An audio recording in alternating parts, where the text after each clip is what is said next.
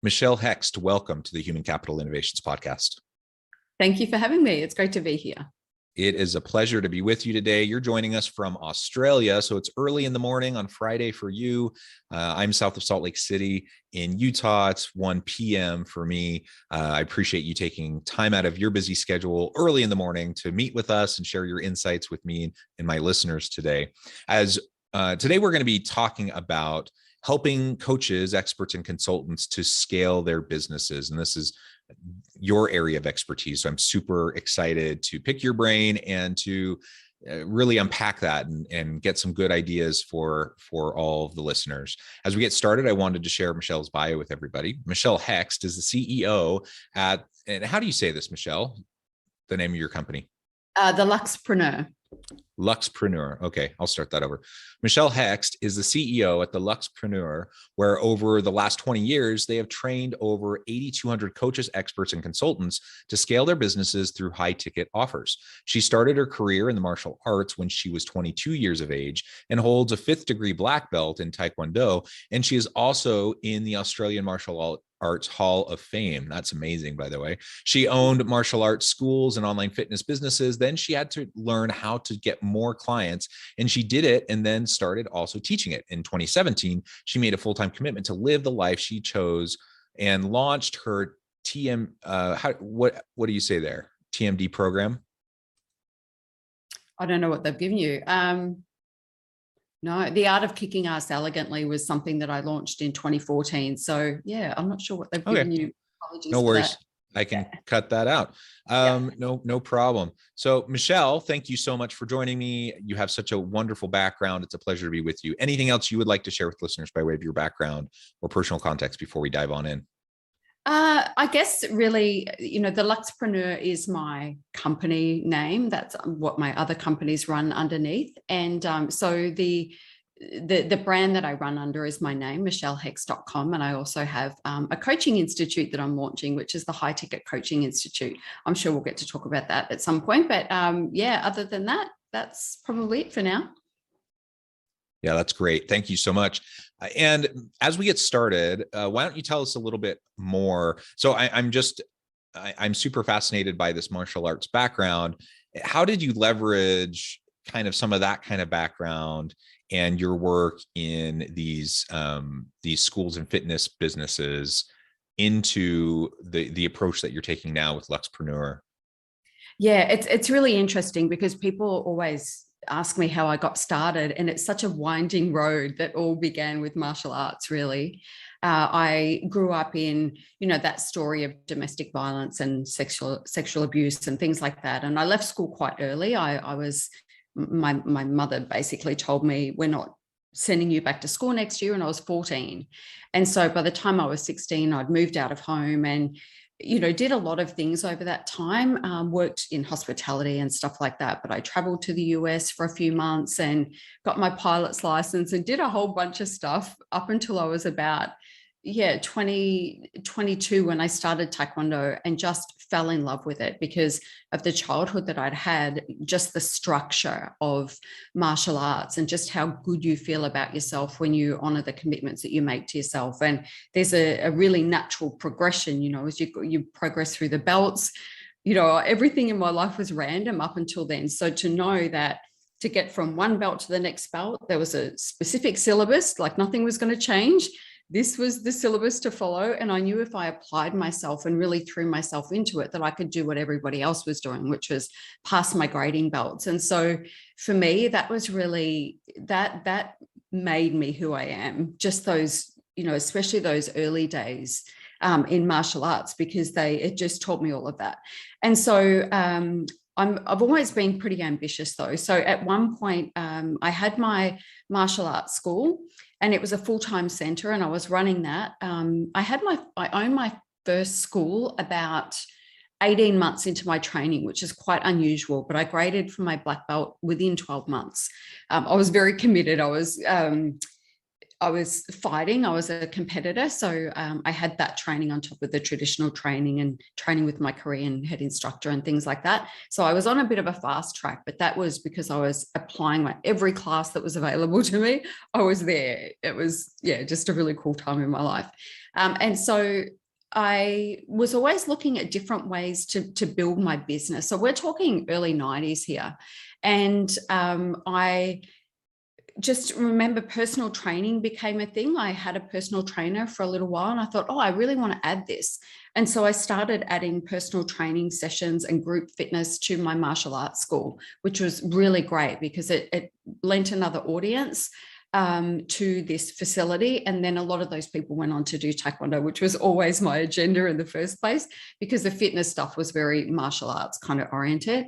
And then this thing called coaching came along, and it was a really early emerging industry. And I went and got myself qualified because I thought this is something that I really feel like I've been doing for many years anyway. I figure if you can coach somebody to fight somebody else, or if you can coach somebody to grade for their black belt, you can coach someone to do anything essentially. And so I went and got myself qualified through a company called Results Coaching Systems, which isn't around anymore, but David Rock is. That was incredible training. And so I had my coach training in the late 90s, let's say. And at one point where I lived, I had my full-time martial arts school on one side of the road, and I had my coaching business offices on the other side of the street. And one of the first things that I did when I became a coach was I went to the local paper and I said to them, I want you to give me a column in the paper for 13 weeks. I want to run a coaching based series in the newspaper. And we'd been in the paper a lot through my martial arts school, so I had a pretty good relationship with them, and they gave me a 13-week column. And so I'd be walking down the street and people would come up to me and they were following the column. They were really loving it. And so that really helped grow my business back then.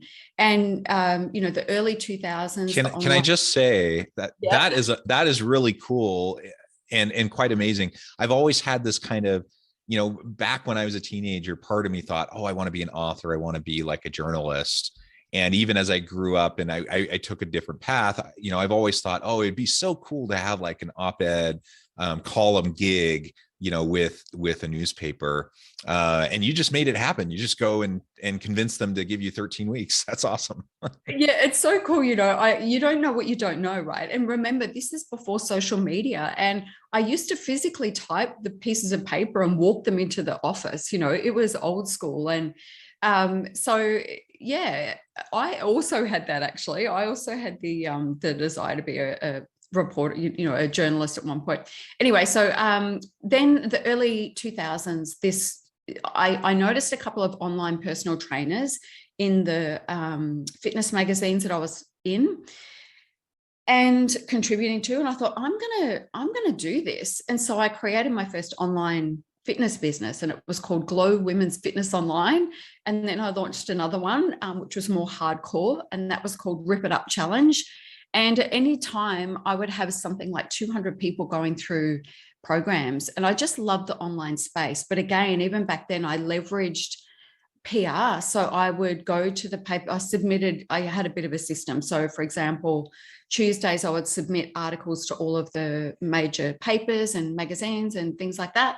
And then I'd follow up on the Thursday. And that was just what I did. And I ended up in a lot of really highly visible publications. I remember getting on an aeroplane one day and opening up the Flight magazine, and one of my articles was in there. So that was pretty cool. I didn't even know they were publishing it. And so it was always, back then in the early days, it was just elbow grease. It was just hustling and just doing whatever I could to get my name out there. And I look back now on that young woman, and it's the coolest thing. Now we have access to a global market at our fingertips. What I would have loved and given for those days back then, but we just didn't have it. And so, yeah, so your original question was, how did the martial arts stuff come into what I'm doing today? And so martial arts has always been a driver. I've always trained. I've either had schools or I've been a student somewhere. And even if it wasn't in Taekwondo, it was in Muay Thai, where, I travel to Thailand when I can and train there. And so it's just a big part of my life. And one of the things that I did in 2011 was I launched the first and only one of its kind that I know of. It was an adult women's only full-time martial arts center. And so again, got a lot of press. We were at capacity within 6 months. And I remember I'd been coaching on the side. I had been still doing my business coaching and things like that. But I remember just looking at this product and thinking, I want all martial arts school owners to have this option. Because in the old days, I used to teach like 40 classes a week. I would teach kids classes, adults classes, and all of the rest of it. And it was exhausting. By the time I got to my classes where I could train, I've had hip surgeries and I had prolapsed disc and things like that. So I was sore and I couldn't really get the training in. So I'd had a little bit break from owning schools. But in 2011, I went, you know what, I'm going to do this and I'm only going to teach adult women. And people were freaking out everywhere. They're like, you can't do that. You're going to miss out on most of the market. And I'm like, I don't care what you've got to say. I'm going to do it my way. I just believe in this thing. And it became this incredible thing. These women that really needed martial arts in their life suddenly had the ability to come along without the risk of having, because a lot of these women had been abused, or, Muslim women who couldn't train with men and things like that. And so I had this incredible community of women that were just so strong mentally, and going out and starting businesses, leaving abusive relationships and things like that. And I thought, I want every martial arts school owner to have this experience, not just to teach everybody all the time, because that's just what we've always done, but to choose an area of the market that they love. So it may have been 40-year-old men, it may have been bullied teenage girls, it could have been like whatever the students, when you're an instructor, there are certain students that walk onto the mat and it's like, oh, and if that student's missing for the class, you spend the whole night wishing they were there, because they just elevate the whole room and they make you a better instructor. And I thought, I just want more of these students, and I want my other instructors to have this. So I wrote a book called The Honorable Martial Arts Entrepreneur, where I basically spelled out, this is how we create a niche-based boutique martial arts school, where we get to charge more, but we get to teach less, and we get to teach the exact people that we want to teach. And so that was my first, I guess, foray into the digital marketing space, because I created this incredible 5-part lead magnet. It was a 5-part video series that was like, not everyone was doing it back then. And I had little workbooks, and it was incredible content. And I launched a 5-month mastermind. I think I charged about 10,000 Australian back then for that. And then I created a digital course with the content. I created a group coaching program with the content. And I ran that successfully for about 18 months, where I got to teach that. And then I just had this desire to go out into the rest of the world and remember that the people that I had been serving up until that point had been in martial arts, not necessarily as instructors, but the students that came into my place, the people that came into my online programs, they knew, that there was a heavy martial arts base and philosophy behind everything that we were doing. And so I just assumed that this was how the population operated. And what I mean by that is, if they say they're going to do something, they do it. If they make a commitment, they honor it, and they just have a lot of integrity, right? And so I thought I would go into the female entrepreneur market. The product that I had was very, it translated very well into any kind of market, really, and a service-based market. And so I launched a mastermind program. It was 12 months. It was $27,500. I had my target was to enroll 8 people in that program. I enrolled 7. And I found myself with a bunch of people who were not honoring their commitments, not doing what they were saying they were going to do, blaming me for their lack of results when they weren't actually doing the work. And I would ask them to just really simple things, that they, for things like, email marketing and stuff like that. And they would spend like 3 months trying to figure out how to use their CRM. And I'm like, no, you've got to just outsource this thing. And yeah, so it became really stressful for me. And I remember just thinking, I'm not doing that again. I did do it again. I did it 2 more times and ran it around the country. That was an in-person mastermind, but I got better at it, and I got better at selecting the right people. And the ones that I ran after that were pretty amazing. And so the female entrepreneur market was great. But again, I go through this evolution where usually around every 3 or 4 years, I'm like, okay, what's next for me? I adapt to things pretty quickly and I get bored pretty quickly. So I always want to be challenging myself. So my energy is really into what I'm doing. And so I thought, what's next for me? And I looked back and I looked at the people that I've been working with, and I thought to myself, the people that I really love working with the most are the coaches, because I understand them. I know how to package them. I know that world. I've been in this world for so long. And so then I just started working in the space of working with coaches. And so what that led me to do is not just work with coaches, but people who wanted to become coaches. So those industry experts who were really good at what they did, and people were always asking their advice, and they knew that they could turn this into some sort of a business. So that's typically who I work with now. And so I start them from the idea of, I want to move into coaching, and this is what I do, but I don't know how to pull it all together. And so I help them come up with their one really shining offer, super high ticket offer, make sure they get good at delivering those results, and then we scale from there. So that's what I've been doing since about 2015. Yeah, and I just love it. Well, that's awesome. And really, you just provided a really succinct overview to where I want to take the rest of our conversation. So an interesting case study with your own experience, right? And starting businesses and scaling businesses and then working with clients and such. So as we talk the rest of the time about helping coaches, experts, and consultants to scale and to grow, you've already laid out a whole bunch of ideas and tips on like where your focus should be as you're trying to do that. This is a space that I'm in as well. I do coaching as well and consulting work, but I do it as a side gig. I'm a professor at the university, and so that's my full-time gig. And I kind of, I like the scholar practitioner world, and I like to try to have the two feed each other, and that's been my approach. But I have to admit, like, I'm sometimes hesitant to I don't know, like to really claim my value when I'm working with people, right? And I'm not sure what exactly that is. I don't know if it's imposter syndrome or just lack of confidence, or I just need to believe in the value that I'm giving or whatever. I suspect many listening often feel the same way. So what are some of those things you would say to a client that you're coaching, as they're trying to, start down this path and try to believe in themselves that, hey, this is something they can actually do. They can turn this into a business. They can make good money, helping people all at the same time.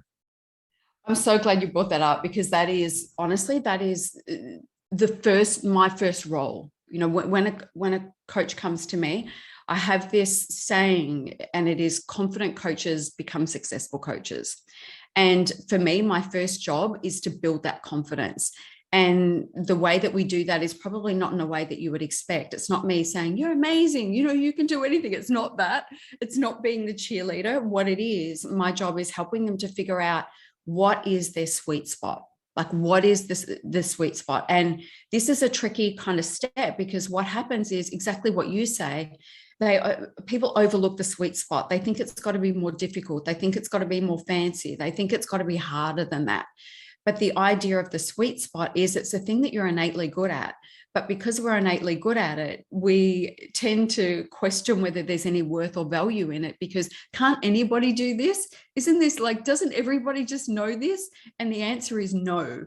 And so the first thing is I help them to figure out what that sweet spot is. Like what is, because for me, I guess the components of a high ticket package that sells are, what is a big promise that you can make and you can deliver?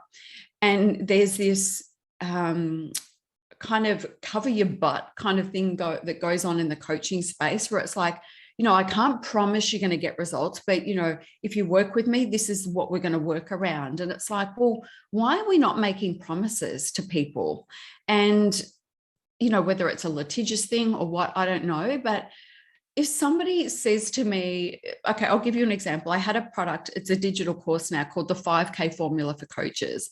And the tagline is create and sell your first $5,000 coaching package in 4 weeks or less. And 90% of the people do that. Most people sell between 2 and 4 packages in that first 4 weeks, which is incredible. We create it in the first 2 weeks. The second 2 weeks, they're selling it. And like that stood out. One, because it's like it's the perfect formula, but two, because I'm making a promise. And my promise to them is if you do the work that I ask you to do in the way that I ask you to do it, you'll get a result. I promise you will get a result. And if you don't get it within 4 weeks, it might take you 5. But if you want it in 4 weeks, I can show you how to do that. And so going back to that question about if someone's getting started and they're lacking that confidence, what do we do? So the first thing is we look at, okay, what is our sweet spot? Do we feel confident in that? Yes. And then they're still fuzzy around the value, right? Because they don't see the value proposition. So then we're like, okay, so if we were to create a 4-week package or a 12-week package or something like that, what is an outcome that you want to deliver? So for example, I would have some fitness people that are in the fitness market and I would say, oh, lose 10 kilos in 10 weeks. And I'm like, yeah, really? Is that what they want?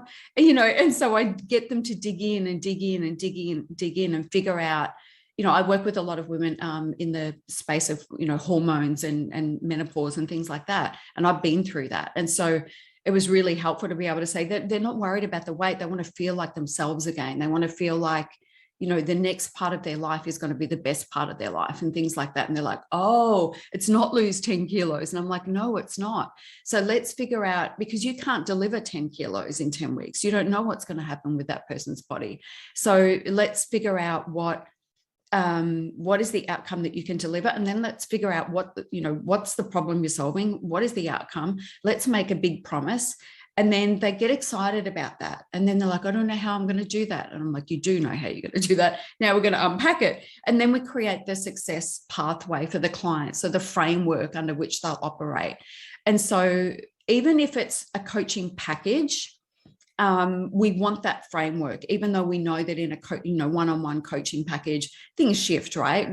People move at different paces and different things come up, but we still want the framework because it looks incredible on a sales page. And it also means that when you go to scale it later on, you have the framework that everybody will follow. And then you back that up with live calls or whatever so that people get what they need. But the first thing is definitely figure out what your sweet spot is, claim it, know that you are good at what you do. And if you don't feel like you're good at what you do, have a look at your product.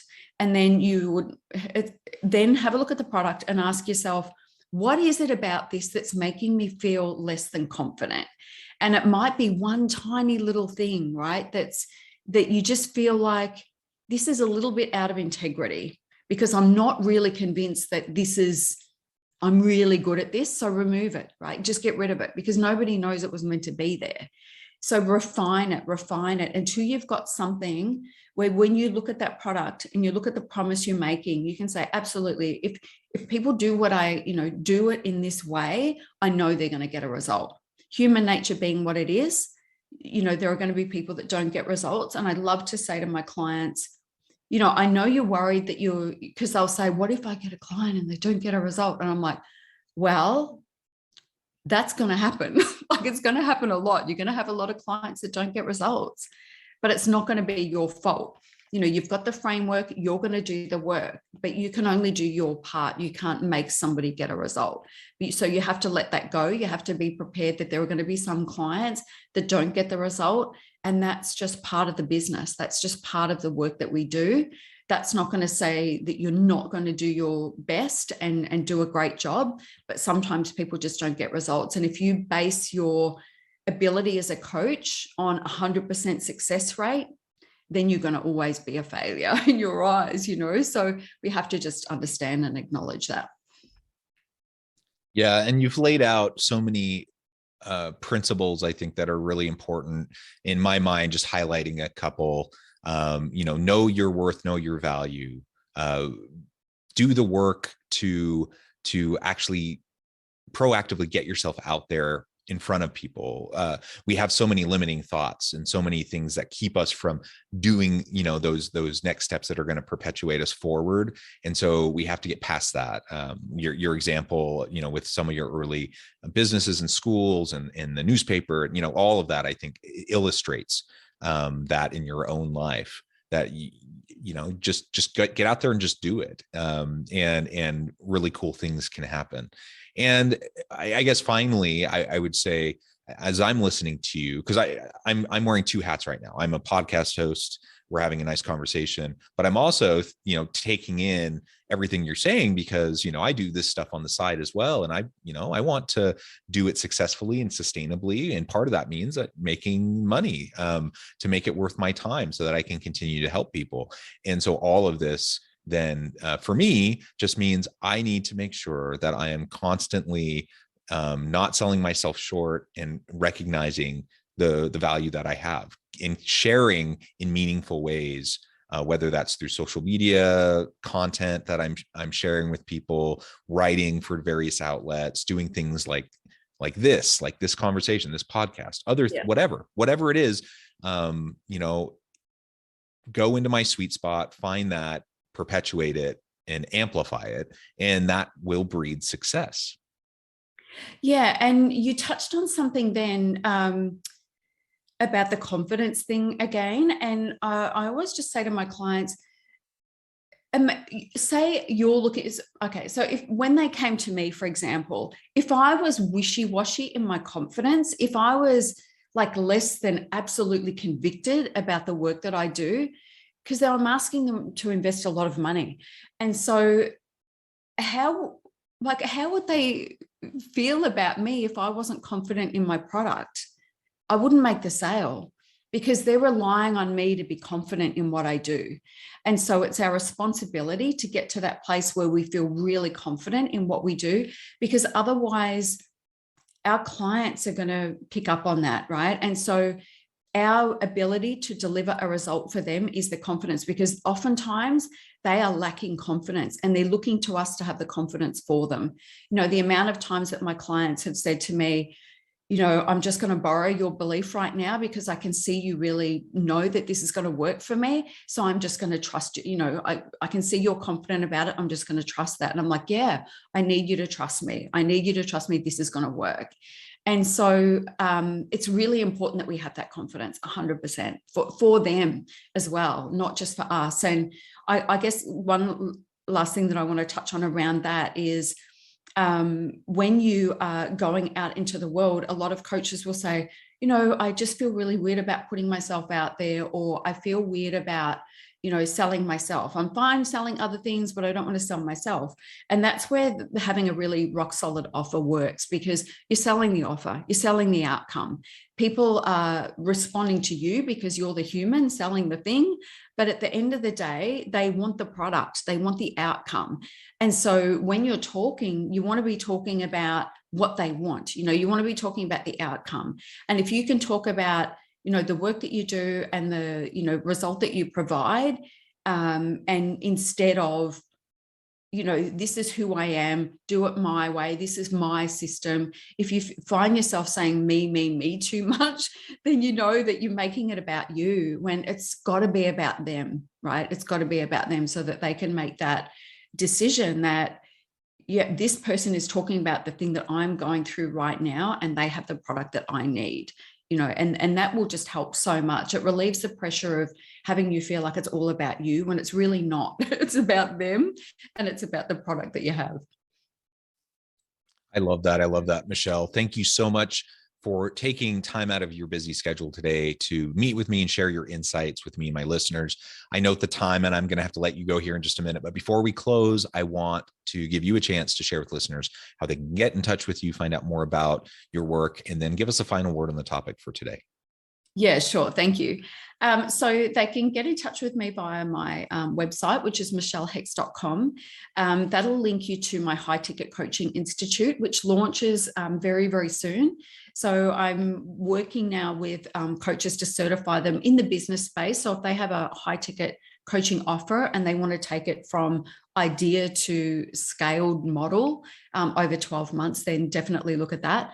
I'm also on the Instas. I would love to hear from you over there. I'm at Michelle Hext there as well. And just to finish off, because I always like to give people what's on the can, right? And we started the conversation talking about scale, and in a minute or less, I want you to understand that we can scale when we have the foundations right. So the first thing is get that high ticket coaching offer nailed, charge what you're worth, feel good about that, and then start to sign up those clients at that higher rate. What you're going to find is you're going to start to get incredible results very, very quickly, because people that invest at a higher rate are responsible for their own success. They know what they want. It's a very different outcome, very different market. And so very quickly, you're going to find that if you're good at what you do, you're going to be in demand very quickly. So then what I have my clients typically do from there is move this into a group coaching program so that they can take on maybe 10 people at a time, not hundreds, 8 to 10 people at a time in a high ticket kind of group environment, like an inner circle or a mastermind or some sort of group coaching program. And then we move into something like an online academy or a membership program or something like that. And that's like logically how we do it.